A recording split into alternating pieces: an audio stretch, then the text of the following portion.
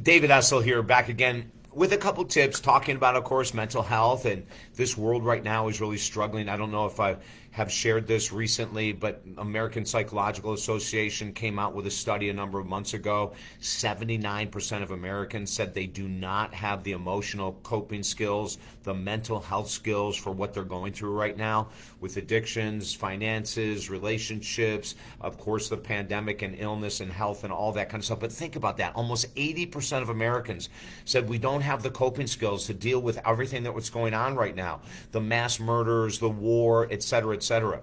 So today I wanted to talk about how important it is to understand our identity in life, who we think we are, who we claim we are in regards to our mental health and how we feel and shattering procrastination and everything else. So what does it mean, our identity? Well, our identity is what we believe we are. Now, there are some people that have a blown up identity, right? Where that they're way out in outer space. They think they're just this amazing A, B, C, D, E, but they've never really reached that level in the physical world. It's all up here.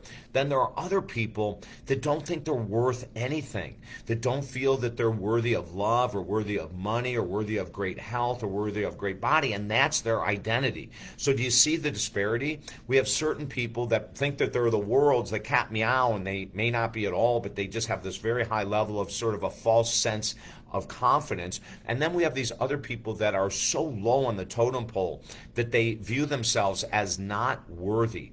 And somewhere in between is the rest of us, right? We're not arrogant and over the top talking about ourselves all the time, but we're not saying that we are a depressed person or we are an alcoholic or whatever it might be. So let's talk identity. When you say, I'm always late, I can never get there on time, and you repeat that, that becomes your identity.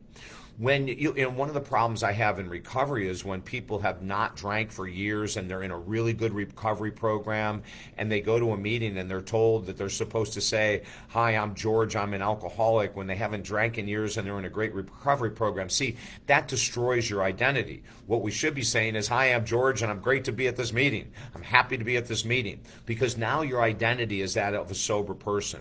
Do you see how important this is? I can't quit smoking. I've tried 20 times. I'm not even going to bother anymore. That's an identity of failure. When we sabotage success, maybe we get a great job opportunity and we go in and all of a sudden we find, like we have in the past, we didn't feel worthy of the money or we didn't feel worthy of the responsibility, and we sabotage it. Our identity is huge. If you carry around an identity that you're a child of an alcoholic, well, then that's your identity. How positive is that? When you say, well, I've always been a depressed person, I'm never a morning person. Like, these are identities that we need to be careful of, because the more we repeat a negative identity, the more that negative identity grows roots and becomes even deeper than it is right now. I work with people all the time that don't feel worthy of deep love, and they show it by sabotaging relationships or by picking the bad girls or the bad boys, right? So they don't feel worthy of love. I have other clients that for years have told themselves they're not worthy of being financially free.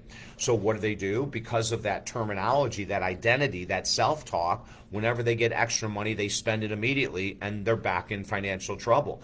I was reading a book the other day by a good friend of mine, Kristen Collins, and she wrote this amazing book, and we want to talk about identity, is that she had always been so proud that she was debt-free because for a number of years ago, she was always carrying a couple $1,000s on credit cards. And one day in the book, she writes, I woke up $33,000 in debt.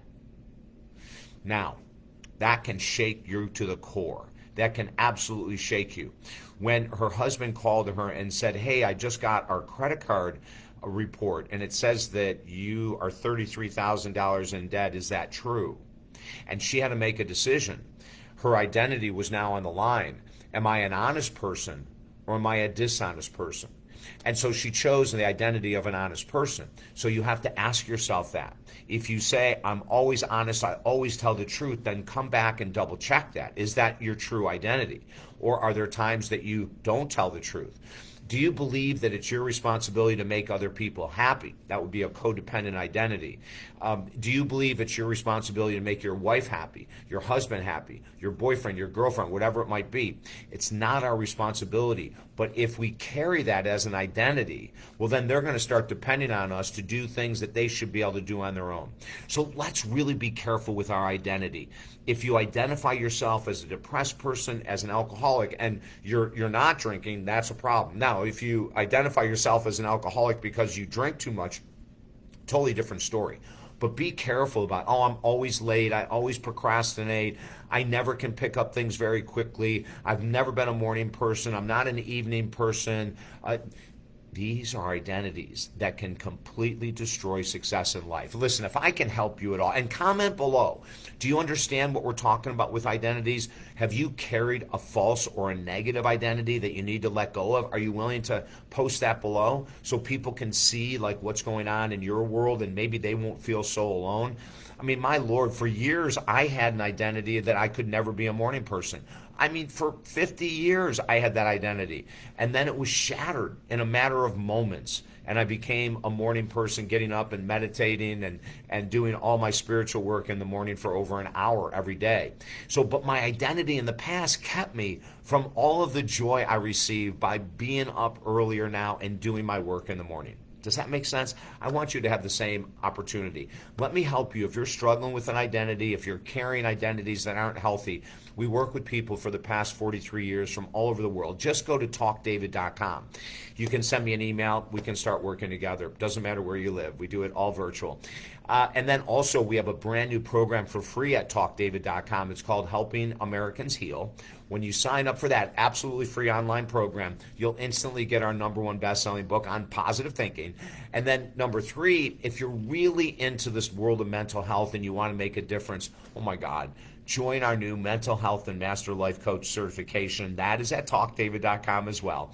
That is only $150 a month. It's an online video certification. It'll blow your mind. It'll help you help others. Okay, so again, everything's at talkdavid.com. Thanks so much for being with us. Have a beautiful day.